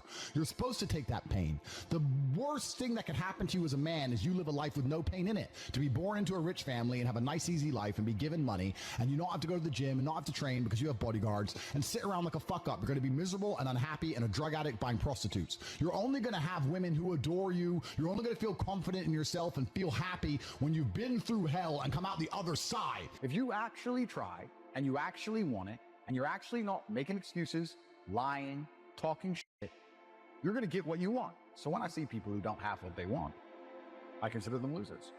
And this may be elitist. I understand that. But if I put myself through endless pain to end up where I am, it's very hard for me to have sympathy on the man who's afraid of pain. You're avoiding pain. I've been through endless. I now have everything I've ever desired. You have none of the things you desire. Am I supposed to feel sorry for you? Because you took the easy way out. Am I supposed to look at you and go, oh, poor dude? No. You were a fucking coward. You didn't go through the shit I went. You didn't put it on the line. So you deserve your substandard reality. That's what you deserve. You're a fucking loser. Because if you actually wanted it and you actually tried, you'd have it. You could have anything you want. Universe is super giving. If you want it, you can have it. If you're sitting there saying, oh, but I tried my best and I still didn't get it, you're lying. You didn't try your best. That is a fucking lie. The universe gives it to everybody who genuinely tries. And I know that to be a fact because this world's competitive. We're all competing against each other. And the majority of people don't try. Like I've achieved this amazing life and I've tried very, very hard. But it could have been harder. You just get to a point where you're like, I'm tired of hearing your fucking excuses. That's bullshit. You should be out competing all the other people on the planet who are hyper competitive. And if you think you have 8 hours to sit there and just read a book, you are wasting your time. You are too slow and you are going to lose against people like me because we're just too quick, too fast. Our networks are too various and large, and we make decisions too quickly, and we absorb information too quickly, and you're just behind the time. By the time you're done reading the book, the moves have been made. But it's over, yeah. The game's over. Chess teaches you that if you lose, at some point you made a mistake. It doesn't matter if it's the smallest mistake. It doesn't matter if you just took too long to think to make the right move and you ran out of time on the clock. At some point you fucked up, you to lose that game. It's 100% accountability with no luck. That's what's so important about learning chess. That's the first thing. And the second thing is, you need to, as a man, adopt the mindset that absolutely everything that happens to you is completely and utterly your fault, whether it's good or bad. And most men don't have that. Most men don't have that. When the Matrix was attacking me and they were destroying me, when they're calling up my exes trying to get fake fucking charges on me and put me in jail, when they close my bank accounts and I use $10, $11 million, when they ban me across all social medias and lie about me, when they harass my family, I'm sitting there going, this is my fault. All of this is me. I got here. It's my fault. I'm not going, that was unfair. It was orchestrated. The NGOs worked against me. Because that is not helpful. So it's accountability. It's 100% accountability in all things. But also, when I go out there and I start to Bugatti, it's like, that's me. This is my fault. The car is my fault, and the big house is my fault, and everything that ever goes wrong is my fault. And the failures. Yeah, absolutely. You have to take complete and utter accountability for everything. You can't make excuses ever. Yeah. There's never an excuse. And you're right. People try and put things on the outwards on the outside. It's interesting. I remember watching Forrest Gump about 5 years ago. I was on a plane. I can't remember where I was flying. And the beginning of Forrest Gump has a scene in it, which I don't think many people actually have ever analyzed or anticipated or understood what the scene means. But when he's sitting on the bench at the beginning, think about Forrest Gump. He's sitting on the bench at the beginning, and there's a feather blowing. He nailed this shit. Yeah. And then it lands on him, and the movie begins. Yeah. What they're saying with that is, Forrest is the feather, and life has just pushed him all over and put him in all these unusual scenarios. Life has directed him everywhere. Yeah. That's what it's saying. Sure. And if you're going to be the guy and you're going to allow life to happen to you, and you're not going to happen to life, then you're at mercy of the wind. Perhaps it might work out okay, but it might not, right? So you have to be the guy who goes, okay, the wind's blowing in this direction. Fuck them. I'm doing this. You have to come to life. You can't let life come to you, because if you let life come to you, then you're going to be living inside of a matrix and a system which is designed not for you to live your best life. It's designed for you to comply. And it's not. How do you study I read about stress, and it was saying that stress has a placebo effect attached to it, because the placebo effect is extremely powerful. So they found some of the most stressed people in the world, and they split them into two groups. And they're all equally stressed. They all have a bunch of cortisol in their blood. Yeah. The people who believed that stress was bad for you and that stress can hurt you, and they believed those media articles, were dying earlier. They were having heart attacks and having stress-related illnesses. The people who believed the opposite, who just said, stress is part of being successful. I like stress. When I feel stressed, I do my best. It makes me anxious. It turns my brain on. I like being stressed. Lived longer than average. Yeah. The point is, the same drug, how you look at it and how your body anticipates it, how you feel about it, affects the real world results. I say this all the time. I say the best things that ever happened to me are the worst things that ever happened to me. All the trauma and bullshit I've been through in my life are the best things that ever happened to me. Because as a man, if you've not had a difficult life, you cannot be good at being a man. Being a good man and being good at being a man, they're two slightly different things. But to be good at being a man, you need to have been through so much shit that when the Matrix deletes your entire life from the internet and starts lying about you at mass, and people start doing protests wanting you fucking hung, and they're looking for your family members, and reporters start calling every ex-girlfriend you've ever had, trying to convince them and bribe them to lie, to come out and say you're something you're not, when they're genuinely out to put you in jail, that you can sit there and be focused and stoic enough to go, you know what? Okay, what's the chessboard? What's going to happen? Who's trying to shoot me right now? Nobody. Okay, so it's better than it was a couple years ago. Okay, so X, Y, Z, and plan through it, right? You're never going to be capable as a man if you've not had trauma. The best men ever have had trauma. If you call a police officer, you need a brave police officer. He ain't going to be brave unless he's been through shit. Yeah. He's not going to be brave unless he's been through shit. So we also, as a society, sit and look at men and go, well, there's two kinds of society. There's the matrix society, but the true society, the true women with a brain, they actually, I want a man who's strong, who's supportive, who's intelligent, who financially provides, etc. Then you're going to want a man to some degree who's been through some shit. Yeah. And a man who's internalized it and used it as a weapon. And this is what I say to people. People email me their long lists of all the bad things that happened to them, and I reply, fantastic. You are so lucky. You have all the building blocks to become the exact kind of man you want to be. If none of this shit happened to you, when something else bad happens to you later, you wouldn't be able to deal with it. Fantastic. And he goes, no, but you know, this. He replied again with more excuses. Say, why are you making excuses? I just told you what happened to you is a good thing. You need to reframe your mind. Bad things happened to Batman. They killed his parents. Do you understand? That's why he's Batman. You've just told me you have the building blocks to become you might become top G when I retire. Fantastic. What are you complaining about? He goes, well, what do? I said, you need to work. Take all that trauma. If you're truly heartbroken, my friend, And we've all been there as men. If you're truly heartbroken, you can't sleep. That means you're going to get in fantastic shape. You better hit the gym. You have nothing else to do. Stop watching YouTube. Stop emailing me. I want pictures of you in the gym. Get to fucking work. Heartbreak's a fantastic motivator, as is depression, as is sadness. Great. Look at what's pissing you off and make sure it never happens again. If you were jacked and rich as fuck, she probably wouldn't have left your ass. So get your shit together. Today's the beginning of the rest of your life, and it can be very frightening. It's a new world out there. It's a mean world out there, and you only live once. So do what you feel passionate about. Take chances professionally. Don't be afraid to fail. There's an old IQ test, was 9 dots, and you had to draw 5 lines with a pencil within these 9 dots without lifting the pencil. The only way to do it was to go outside the box.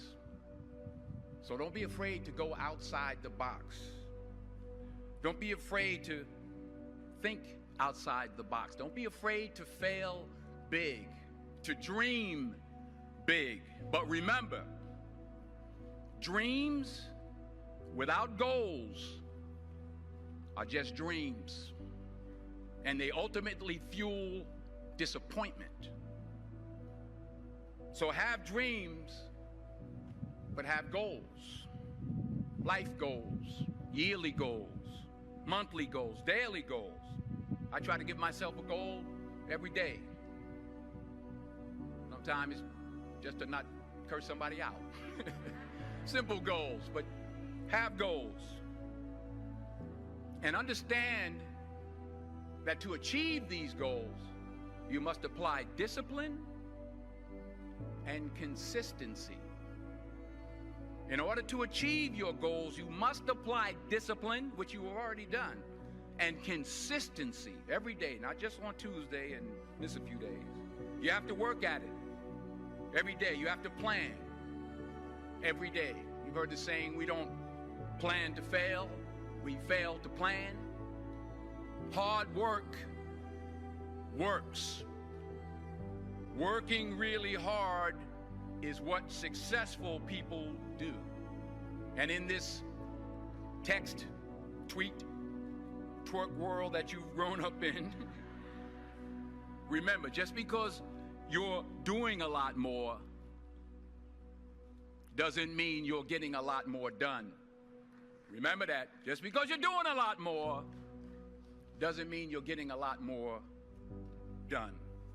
Don't confuse movement with progress. My mother told me, she said, yeah, because you can run in place all the time and never get anywhere. So continue to strive, continue to have goals, continue to progress. Number 3, you'll never see a U-Haul behind a hearse. I'll say it again. You'll never see a U-Haul behind a hearse. I don't care how much money you make, you can't take it with you. The Egyptians tried it. They got robbed. That's all they got. You can't take it with you. And it's not how much you have. It's what you do with what you have. We all have different talents. Some of you will be doctors, some lawyers, some scientists, some educators, some nurses, some teachers. Yeah, okay. Some preachers. The most selfish thing you can do in this world is help someone else. Why is it selfish? Because the gratification, the goodness that comes to you, the good feeling that I get from helping others, nothing's better than that. Well, 1 or 2 things, but nothing's better than that. Not jewelry, not big house I have, not the cars, but it's the joy. That's where the joy is, in helping others. That's where the success is, in helping others. Finally, I pray that you put your slippers way under the bed tonight, so that when you wake up in the morning, you have to get on your knees to reach them. And while you're down there, say thank you. for grace.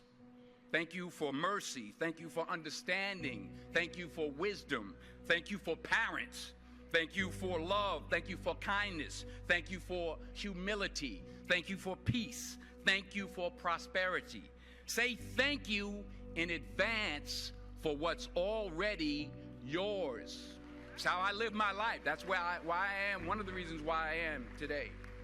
Say thank you in advance for what is already yours. True desire in the heart for anything good is God's proof to you, sent beforehand to indicate that it's yours already.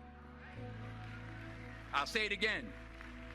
True desire in the heart, that itch that you have, whatever it is you want to do, that thing that you want to do to help others and to grow and to make money, that desire, that itch, that's God's proof to you, sent beforehand already to indicate that it's yours.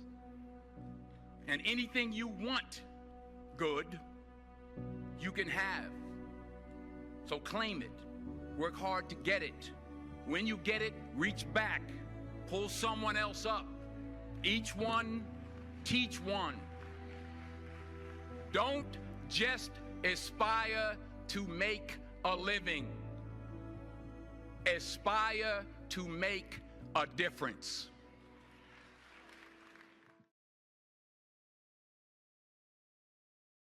Faith is a presupposition for living in the truth.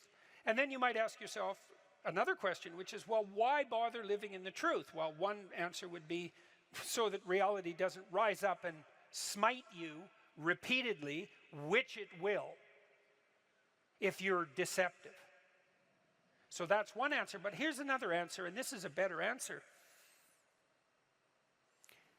People ask themselves all the time, what's the purpose of life? And there's a variety of answers to that. There's no purpose. We're just atoms on a dust mote at the edge of a rather reprehensible corner of the cosmos, and we exist for a moment and we're out, and that's that.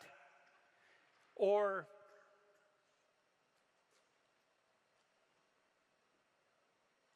we're so lost in a plethora of subordinate meanings that we're confused and aimless. Or we want to be hedonistically happy, and I would say that's really the offer that's on the table in our culture most of the time. It's like, well, I just want to be happy. And people will say that to you. It's a slogan. It's the most common slogan of our time, I would say, and it's such a preposterous slogan. It's like, what do you mean just? You just want to be happy. That's all. That's all you want. That absolute impossibility. You want bliss unending, no matter what you do, and that's all you want. It's not exactly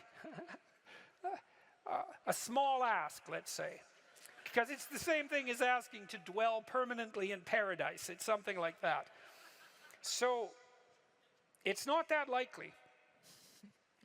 And then it also isn't true. That isn't what you want. If you do careful analysis of what people mean when they say they just want to be happy, what they mean is they don't want to suffer stupidly. They're much more concerned, we're much more concerned with not experiencing an excess of negative emotion than we are with experiencing a surfeit of positive pleasure. So first of all, we don't mean we just want to be happy. We mean, please don't make us too miserable. And fair enough, that's reasonable. But then even on the happiness front, even on the absence of misery front, that's not true. One of the things Dostoevsky pointed out in Notes from Underground, which is so bloody brilliant, he was criticizing the idea of materialist utopia. He said something like, well, imagine we made our materialist utopian dreams come true and everybody had enough to eat all the cakes they wanted and enough to drink and nothing to do, he said, but busy themselves with the continuation of the species. And we were so pleased that we emitted nothing but bubbles of bliss. He said, human beings were so damn ungrateful that the first thing we do is take a stick and smash up all that comfortable prosperity just so that something unexpected and provocative could happen. And that's very smart, you know, that's hearkening in some sense back to the story of the Garden of Eden and the proclivity of human beings to eat the forbidden fruit. It's like it isn't obvious at all that we want happiness. It isn't even obvious that we want absence of misery. What's really obvious is that we want an adventure, right? We want an adventure that's so compelling that it makes the misery of life not just justifiable, but worthwhile. You want to look back on your life, you know. You want to look back on your life, and you know this to be true. You want to be able to say to yourself, even considering a month or a week or a series of days, you want to be able to say, that was really difficult, but you know what? It was worth it. And I think that's what you want from your life. It's something like, you know what? That was difficult, but it was worth it. And that meant that the adventure was so great that it justified the difficulties. And so then the question is, and here's the question, where do you find the great adventure of your life? Well, how about in truth? Well, why? Because you don't know what's going to happen if you tell the truth. It's a mystery. It's going to lay itself out for you. And so that's an adventure, because you literally do not know what's going to happen. You have to let go of knowing what's going to happen. And so then you have that adventure, and then what is also the case is that it's you that's having the adventure, right? Because if what you're doing is living in truth, that's you, that truth is you. And so that means that whatever happens when you tell the truth is your adventure. And then you think, well, I'm using deception. It's like, well, maybe you are, but maybe deception is using you. And then maybe it's the spirit of deception that's having the adventure of your life. And then you might ask yourself, well, why are you so miserable and unhappy? And the answer would be, well, the spirit of deception is having the adventure of your life. You're not even there. Because if you're not living in truth, you're not there, obviously. What's there is the spirit of deception. And you might think that's your deception, but I would be very careful about thinking that, because there have been centuries of meditation on the nature of the spirit of deception. And the answer isn't that the spirit of deception is you. The answer is that the spirit of deception is something that possesses you and convinces you that it's you. And that's not something you want to fall into the clutches of. So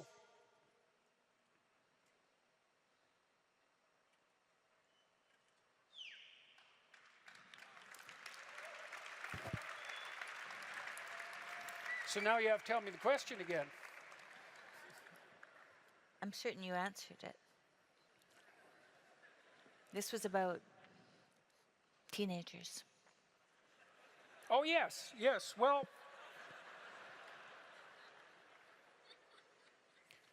back to the teenagers. Do you not want to go to college, or are you just lying about being lazy? So that's a question, and we can ask ourselves that question. And as I said, on the teenage front, craft a vision, you know, craft a compelling vision. That's really what we are as human beings, is we're visionaries. That's how we confront the horizon of the future. We meet the horizon of the future by crafting a compelling vision. And your vision might not involve a college education, but it should be a vision that makes you think, if I could make that come true, it would justify the trouble that it would take to manage it. And I think that's the right attitude to take towards your life. And you know, we're all going to have our crosses to bear in the most fundamental manner. We all have to deal with the catastrophe of mortality. And I think we all have to deal with the reality of hell. And you can think about that religiously or not. Political hell will do for hell as far as I'm concerned. We certainly saw no shortage of evidence for that in the 20th century. And we all have to contend with that, right? The reality of mortality and the reality of hell. And then we all have to contend with the fact that we have to develop a vision for our life that is so compelling that it justifies those bitter realities. And that's really the nature of the religious enterprise. And that's something you can embark on and should embark on young. If you're trying to figure out who you are, Figure out who you need to be in order to justify the catastrophe of your life. And then you think, well, that was difficult. Man, that's for sure. But it was worth it. So, thank you very much. It was very good of all you to come tonight.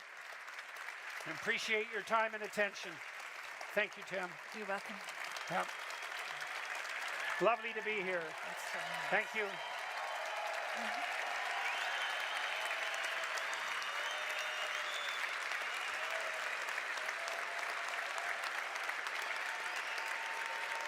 Thank you all.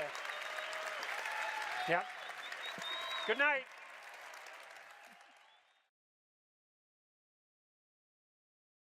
So imagine you have a goal in mind.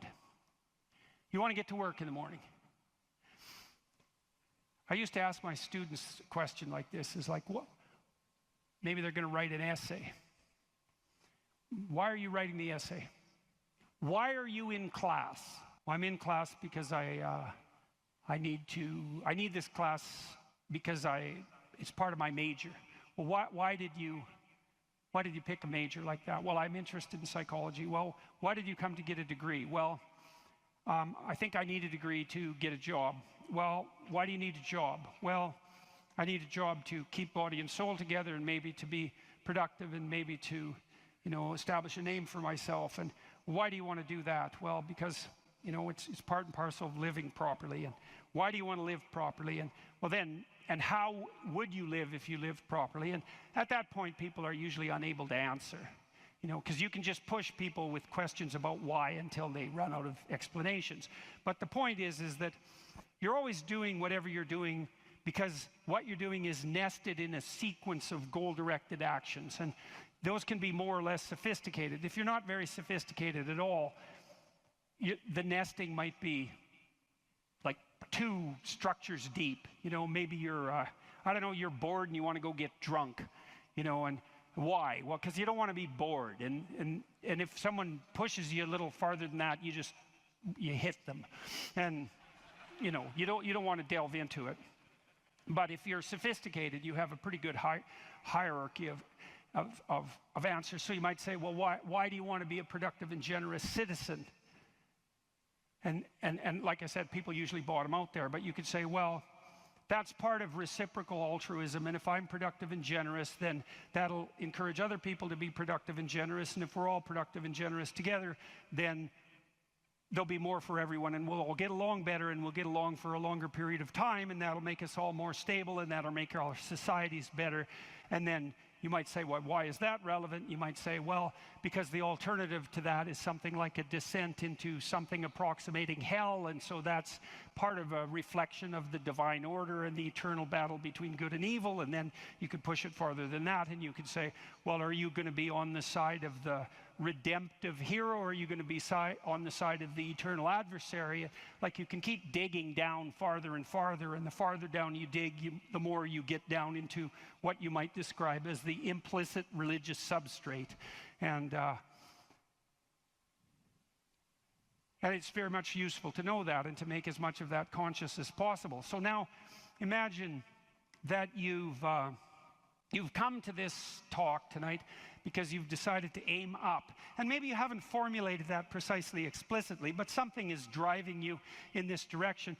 And then you come to the talk and you find out that I'm talking about something that isn't what you expected, and it doesn't seem to be moving you along on your pathway forward to that end. And what's going to happen is you're going to be disappointed. And you might be anxious too. You're going to be disappointed because disappointment signals that you're experiencing something that's not relevant to the goal that you are attempting to pursue, and that might in fact be interfering with it. That's what negative emotion does. And maybe if you're disappointed in what I say, that also makes you anxious because you assumed that you would come here and I would say something relevant, and because you assumed that you knew who I was, and then it turned out that I didn't, and then you don't know who I am, and then you don't know what you're doing here, and then you get anxious. And the reason you get anxious is because that's what anxiety is for. It tells you when the pathway to your goal has been disrupted, so multiple pathways have now emerged. So imagine you're driving your car to work and it quits. And what happens is you get anxious, and the reason you get anxious is because, well, you were beetling along quite nicely in your world, and everything was reduced to like a unidimensional simplicity. You weren't in a car as an object, you were in a thing that took you to where you wanted to go, and it was just doing what it was supposed to be doing, tracking you along the pathway to your goal. And then it fails and you're off on the side of the road and you get anxious because how the hell are you going to get to work? And what if you don't get to work? And is your boss not going to be very happy with you? And maybe this is the third mistake you've made this week. And what if you get fired? And weren't you an idiot for buying this car? Maybe you shouldn't have a car at all. Maybe you should have walked to work. And, you know, maybe you should take a bicycle because after all, that would save the planet. And, you know, and maybe now you have to take your car to a mechanic. But the last time you went to the mechanic, you got ripped off because you're too stupid about vehicles to manage one, and you're kind of stupid about technology in general. And aren't you stupid? And maybe you're too stupid, and isn't your wife going to? That's anxiety, right? And that's the emergence of a multiplicity of pathways, right? And so what anxiety signifies is the degeneration of an attentional hierarchy into multiplicity. And the reason you get anxious and it feels bad is because now your body can't compute how much energy you have to put out in order to get to your goal. And so you can't organize the world. You're apt to use more resources than you'll replenish. And if you continue to do that, then you'll die. And so anxiety is a signal that complexity has reemerged, chaos. That's the eternal dragon of chaos. Chaos has reemerged because your narrative has collapsed. And so that's negative emotion. That's what negative emotion signifies, is that it's the collapse of an organizing narrative. And so that's very interesting to know. So you feel positive. If I walk on the stage and I know I'm supposed to go to the front of the stage, say, and the reason I want to do that is because I know I have to talk to you, and that's and I want to talk to you because I think it's valuable to talk to you, etc. That's nested in a hierarchy of value. And if I see a clear pathway to the front of the stage, then that actually produces positive emotion. And that positive emotion impels me forward, because positive emotion does impel you forward. That's what it's for. That's how positive emotion is linked to action. So if you're enthusiastic because you can see a pathway forward to a valued goal, and that enthusiasm manifests itself. This is true even neurochemically. It manifests itself as positive motivation to move forward. And not only that, if you're moving forward and it's working, your brain tracks the fact that it's working, and then that's linked to dopamine release, by the way, which is what cocaine releases.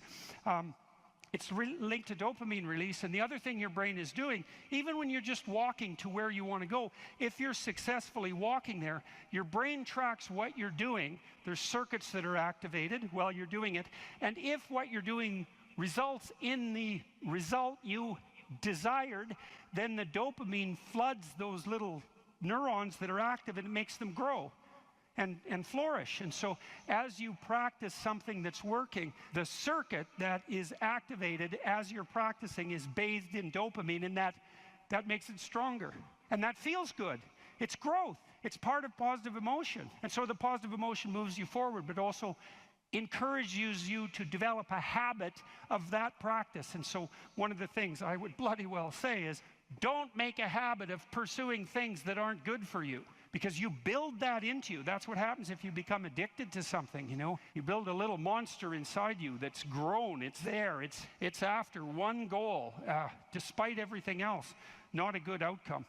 So now positive emotion also signals the fact that it's also an energy conservation observation. So as I move forward towards my goal, with each step I take, it's going to take less energy to get to the goal.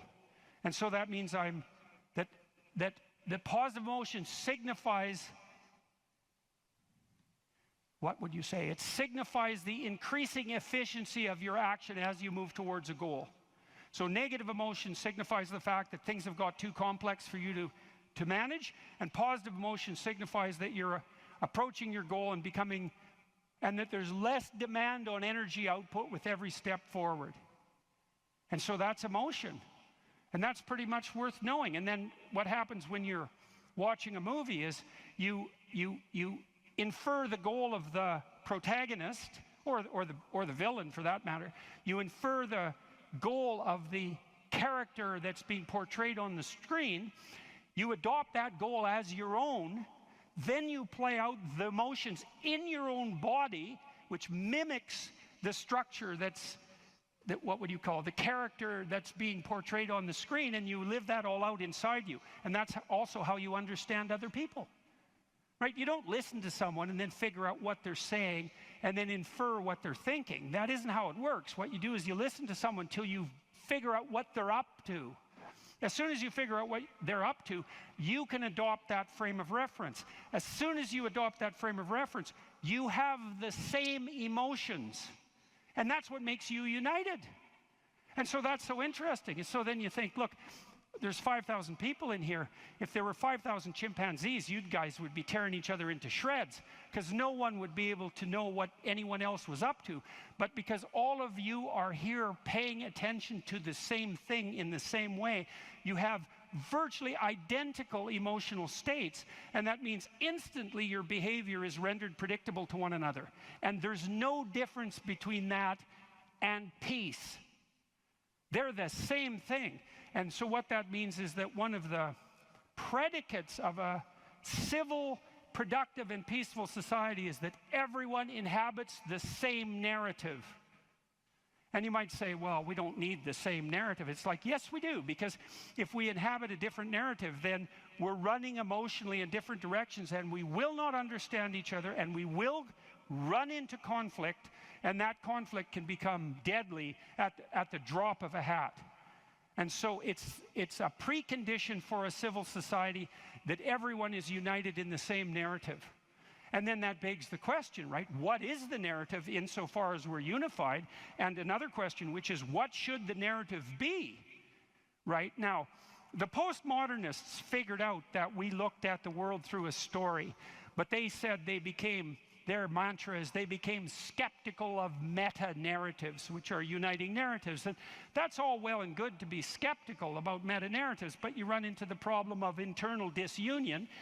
Because if you don't have a uniting narrative, then you're divided against yourself, and you run into the problem of social disunity, because if we're not looking at the same thing for the same reason, then we can't get along. And those are big problems. Now, the way the postmodernists glided over that immense cataclysmic problem was to offer the proposition that the narrative that unites us is just one of power and oppression, right? And that the fundamental motivation that guides, first of all, even your internal organization, your own internal tyranny, you're oppressing your id or your natural self.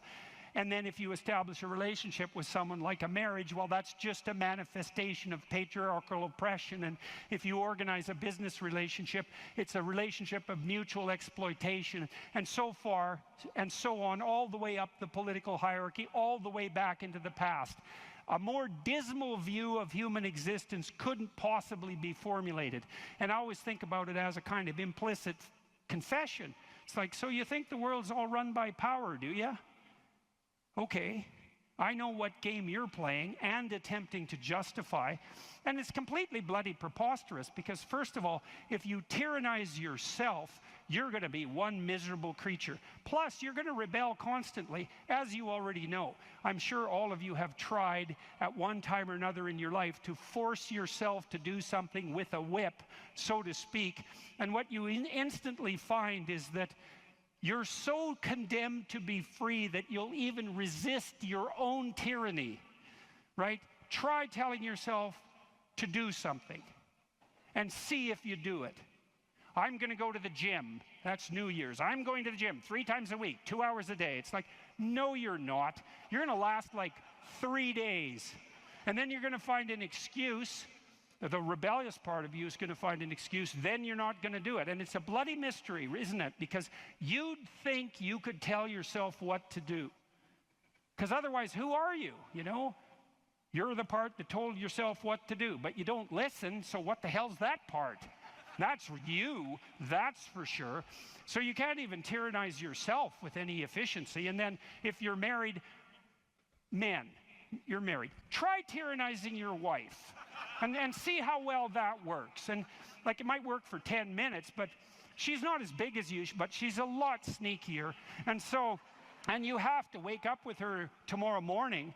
And so even if you do win the fight, which you won't, she's going to bloody well take it out on you the next day, and no wonder. And so you're bound in that relationship by the necessity of continual iterative interactions, right? And they have to be moderately peaceful, or you're going to tear each other into shreds.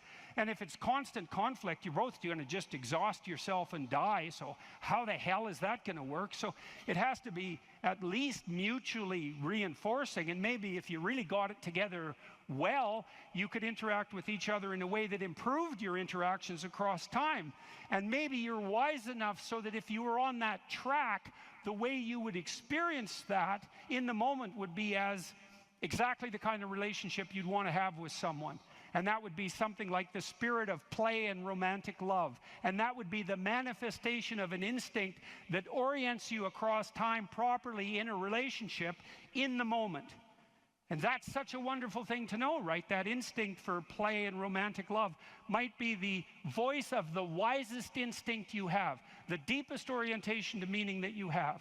You know, because there's nothing more delightful in a marriage or in a family, if you have children, than to be able to engage in something like voluntary play.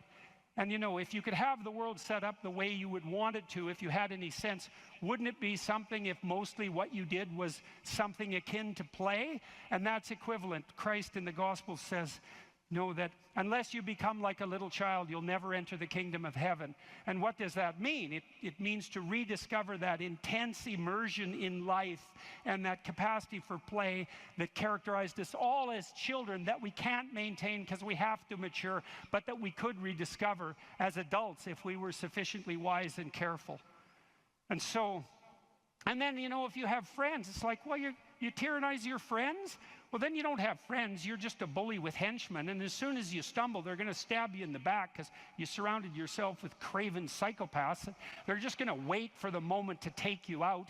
That's not a friendship, obviously. And if you're running a business, and those of you who've run businesses who have a clue know this is true, it's like, what happens if you rip off your customers? Well, you can get away with it once or twice, but word gets around in no time flat, and then you're just done and bitter and resentful because your idiot machinations didn't work. But if you engage in fair trade and you're reliable and you deliver what you promised and you're half decently good to your employees and the people that you work for, then they're going to be pleased with you, and they're going to come back and they're going to talk to their friends about how well you did, and you're going to flourish. And none of that's arbitrary. You know, that's all guided by the manifestation of a certain form of attentional priority, right? You go to your customer's house, maybe you're a plumber, and the first thing you do is you listen to their damn problem. And so at least you have enough sense to engage in dialogos, right? You actually want to hear what the problem is, and then you actually want to solve it. And if you do that with some diligence, they're going to be pleased with you because they don't want sewage all over the rug. And so your interests are aligned, and if you offer what you promise, then you're going to evoke positive emotion in them and quell their anxiety, and that's exactly the service that you're offering. And so that means you're acting out the proper story. You're productive and generous and honest, and there's nothing arbitrary about that as a ethos that unites you internally and that also makes it possible for you to exist in a peaceful and productive society.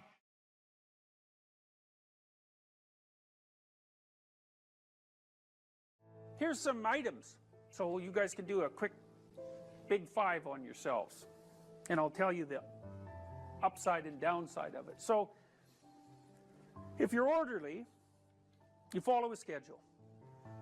How many of you follow a schedule? Okay. And how many of you don't? Okay, so one thing I would recommend is that you do. And I'll tell you why. Like, intelligence is a very good predictor of academic performance. And there's not a lot you can do about your intelligence. I mean, you can squander it, but it's very difficult to improve it. Conscientiousness, well, it's a trait too, so it's hard to work on, but we know that conscientious people get better grades, and it's reliable, and it's a powerful effect.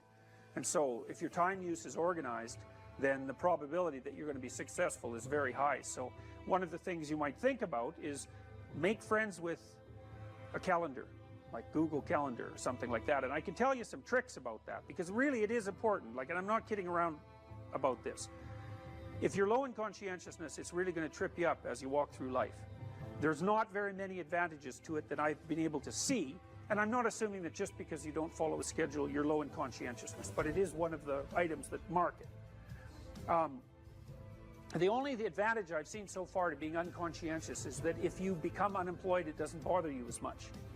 And I mean, that actually turns out to matter in some situations. So like, you know, if a big company has to shed 50% of its employees, it's the conscientious people are going to suffer themselves to death for it.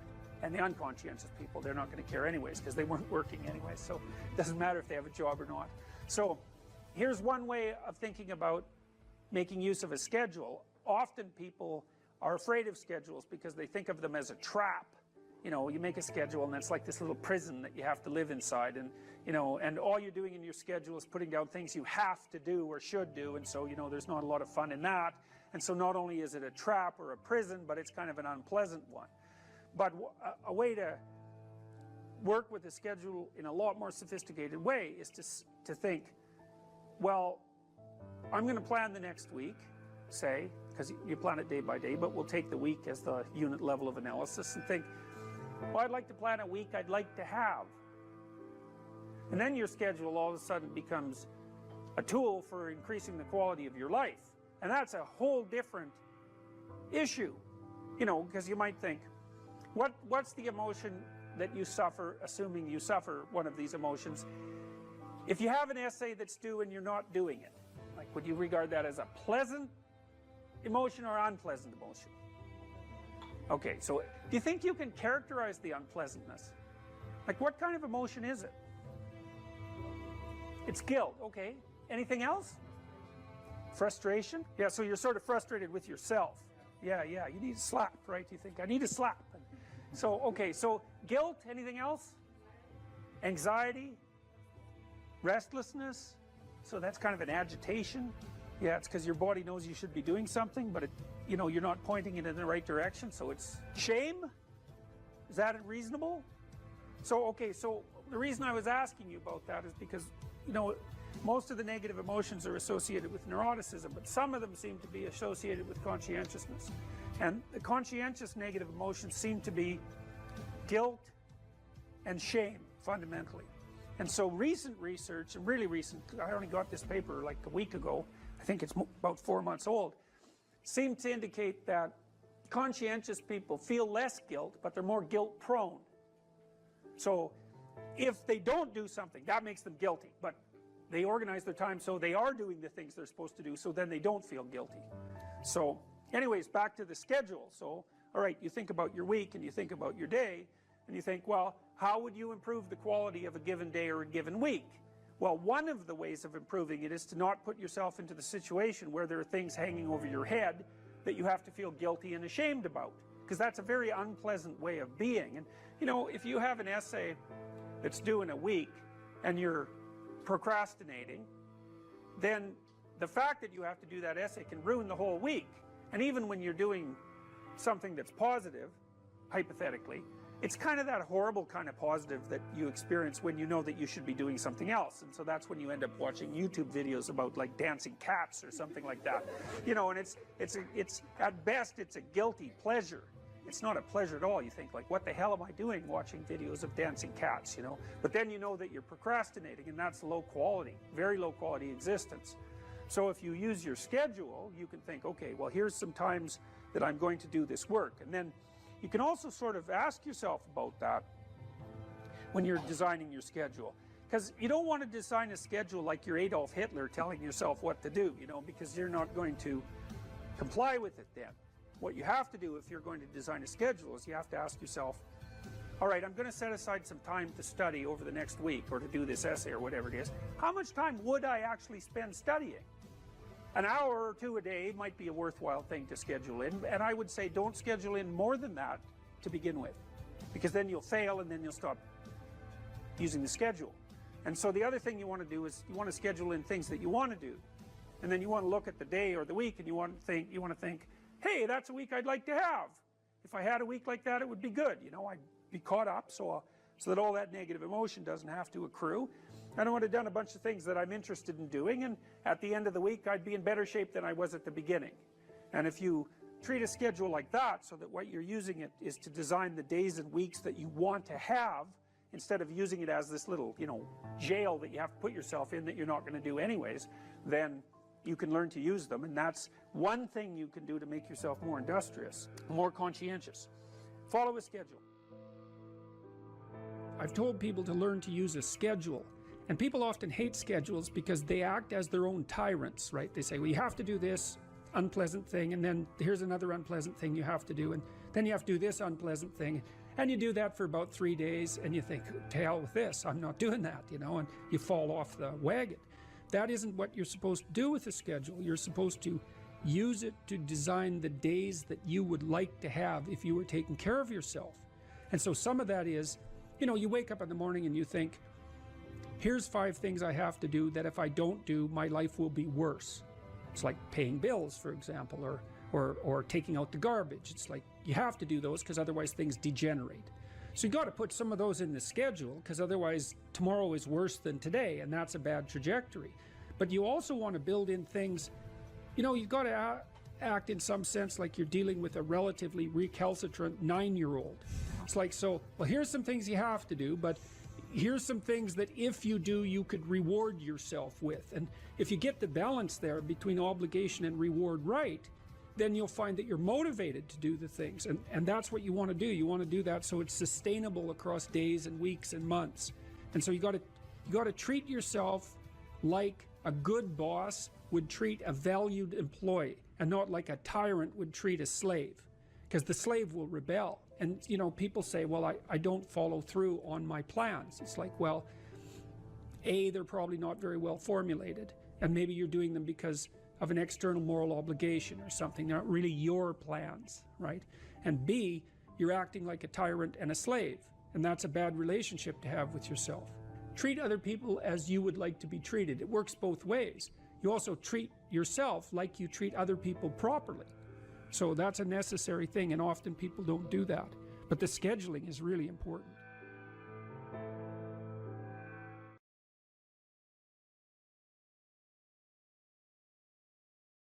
There's always people out there who are doing far better than you on pretty much anything you want to imagine. And if all you're doing is seeing yourself in their reflected light, let's say, then it's going to be pretty damn dismal. But it's not a good comparison because, well, first of all, there's danger in just comparing yourself to others, period, because they're not you, and God only knows what struggles they had to undertake to get to where they were, or what burdens they're currently carrying that you're not aware of. But you can certainly contrast yourself with yourself, and that's a lot better. It is the only way. Well, it's also the only way of really measuring anything approximating proper improvement. You can actually tell when you're a little better than you were yesterday. Right. And you can actually do that. That's another thing that's so interesting about it, is that you can actually make yourself a little better in some way, pretty much, well, I don't know if it's at every moment, but you can certainly do it every day.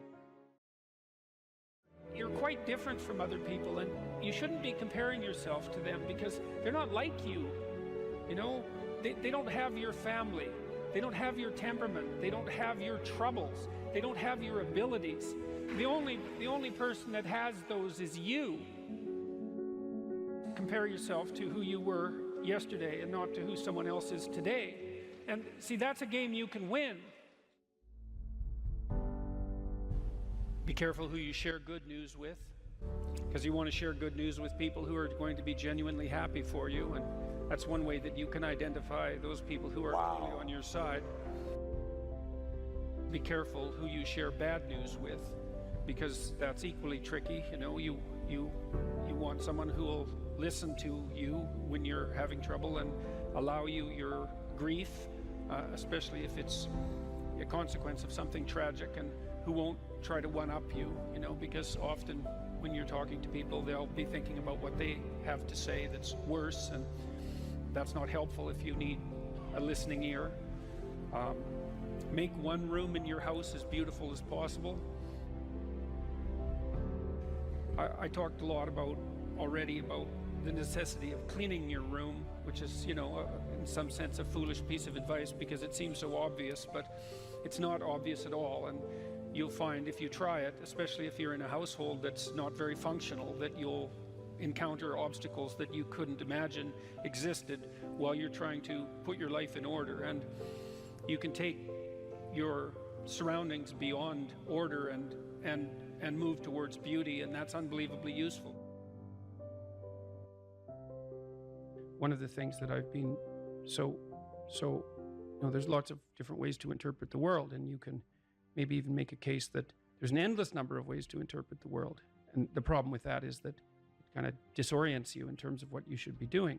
But just because there's a very large number of ways to interpret the world doesn't mean there's a very large number of productive, meaningful, and sustainable ways to interpret the world. And one of the things you do have to do is figure out how you can conduct yourself today so that you don't upset the apple cart in a week or a month or a year. And so, what you do in some sense psychologically is you admit to yourself that your current frame of reference is faulty. And then you start opening the door to a different kind of thinking, which is more creative thinking. It's more lateral thinking. You think, well, I'm wrong, but that's not necessarily a problem because I could be right if I thought some other way. Well, that's great. Often it works.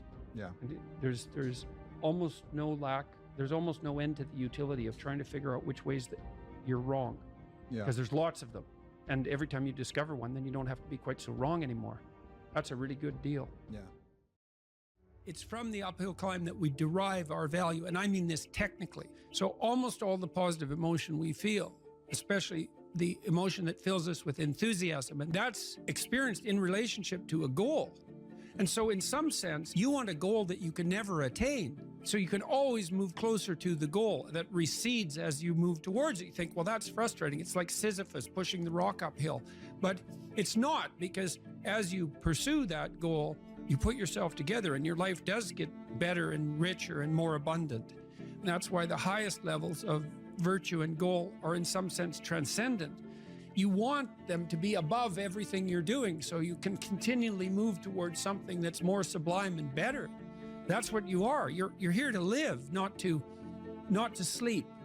And the problem with the vision of Mai Tais on the beach is that, well, first of all, that's a vision of drug-induced unconsciousness. Second, it's only going to work for about a week. Third, you're going to be a laughingstock in a month and depressed and aimless and goalless. You want a horizon of ever expanding possibility.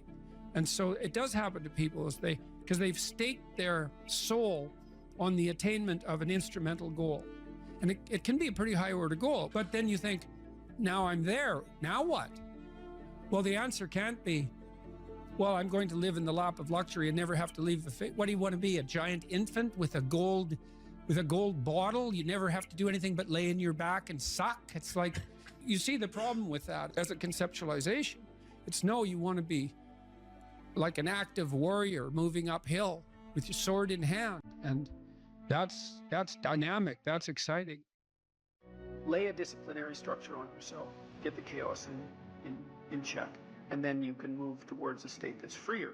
It's discipline first. Like, look, if you're going to become a concert pianist, there's going to be several thousand hours of extraordinarily disciplined practice. That's the imposition of order on your potential, let's say. But what comes out of that is a much grander freedom.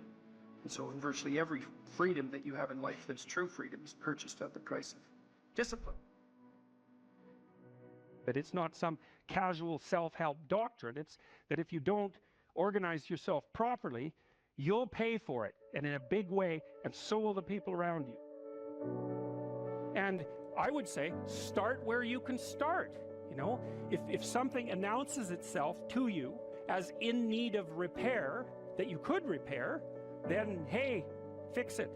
You fix 100 things like that, your life will be a lot different. I often tell people too, fix the things you repeat every day, because people tend to think of those as trivial. You get up, you brush your teeth, you have your breakfast, you have your routines that you go through every day. Well, those probably constitute 50% of your life. And people think, well, they're mundane, I don't need to pay attention to them. It's like, no, that's exactly wrong. The things you do every day, those are the most important things you do, hands down. People are afraid of the truth because often if you reveal it, it causes conflict in the moment. Telling the truth is definitely an adventure. Seeking for sure, but also telling. Another way of going about it is to just say what you think and see what happens. That's an adventure because you don't know what the outcome is going to be. So look, there's this old idea that it's necessary to have faith in the truth. And so here's a way of thinking about that. Someone asks you a question and you might think, well, here's the outcome I want, and so here's how I'm going to answer that question. So that's one way of approaching it. But another way of approaching it is, you ask me a question, I'm going to think about the answer, and I'm just going to tell you what I think. And it doesn't matter what the outcome is, because I'm willing to see what the outcome will be, predicated on the idea that there isn't a better outcome than the one that truth produces. Even if it's harsh and terrible in the short term, and sometimes it is, it's like there isn't a better way of doing it. Now, you might say, well, how do you know that? And the answer is, well, I don't know that. That's why it's an article of faith, because I believe, and I believe this deeply, the being that you produce as a consequence of telling the truth is good, by definition, even though it's harsh and often uncomfortable, because you get in trouble. One of the things that I've really learned recently, or learned to articulate better, is that there's a very tight relationship between aspiration and responsibility. The first question might be, do you need to aspire to something? And the answer is, well, yes, because you have to do something. If you just sit there, you'll die. You can't just sit there. You have to go act out in the world. Okay, so act towards what? Well, that's whatever your aspiration is. You have to have an aim. Okay, well, what should the aim be? Well, it should be something worth doing, let's say. Why do something that you don't feel is worth doing? What do you think's worth doing? Well, if you watch other people and you judge when they're doing something worthwhile, you usually judge them positively if you see that they're taking responsibility, at least for themselves. But do you want to be completely useless so other people have to take care of you? That's pretty pathetic. And maybe you could get your act together so you're taking care of yourself and your family. And maybe you could even do better than that and take care of yourself and your family and your community. Well, good for you. That's responsibility, and that's an aim. Well, here's one of the things that's cool about that, is that your life doesn't have meaning without aspiration or an aim. Okay, so you need a hierarchy of values. There's got to be something at the top. It's got to be something important. If you don't have that, your life doesn't have any meaning. So if you criticize the hierarchy, or even the idea of hierarchy, you destroy the idea of aspiration, and then people have nothing. Well, that's not helpful. People are built for a struggle and they're built for a weight, and you want to take on a heavy burden voluntarily. See if you can put yourself together. See what you can do out in the world while you're waiting to die. It's an all-in game. It better be worthwhile. The great people I know are brutally truthful to themselves and other people, and they have insanely adventurous lives. Get rid of everything you say that you only say to impress other people, and just see if you can say what you believe to be true. That's an adventure. That's the thing about the truth, you know? Well, you got to ask yourself, if you're not speaking the truth, who is it that's talking? If you're saying something that you do not believe to be true, it's not you talking. It's something else. It might be the part of you that wants to manipulate the other person into delivering what you think you want from them. Well, what is that spirit of manipulation that you've allowed to possess you? It's not you. Let's say you decide to live your whole life in that instrumental manner. You're going to craft your words like the student who says, well, I'm going to write what the professor wants to hear so I get the grade. It's like, well, you just turn yourself into that. Well, who is it that's doing that manipulating? It's not you, because those aren't your words. So even if you get the grade, it's not you that got the grade. It's the false you. It's the manipulative you. So you do that your whole life. You don't have your life. And then you think, well, God, that was a miserable life. I manipulated everybody. They were so damn stupid. They were sucked in by it. They're all contemptible. Everyone does it, you know, which they don't, by the way. And so that's a pathway to bitterness. Partly because if you're a manipulator and you use your language falsely, you don't live your own life. You live the life of whatever possesses you when you think it's you manipulating. And so you live the life of the spirit of manipulation. You know, maybe you're in California, see someone speeding down the road in a convertible Porsche, and you think, oh man, what a lucky bastard. And the truth of the matter is that he's thinking about wrapping his expensive sports car around the next cement pillar that he comes close to. You know, you can't tell, and people have hard lives, and even people who are comparatively fortunate have hard lives. And the ideal that you're observing that makes you jealous and resentful is in large part an illusion that's created by your own mind. You have to be careful of what you're jealous of because you don't really know what it is. And then the other thing that's kind of useful is to understand you're quite different from other people, and you shouldn't be comparing yourself to them because they're not like you. They don't have your family. They don't have your temperament. They don't have your troubles. They don't have your abilities. The only person that has those is you.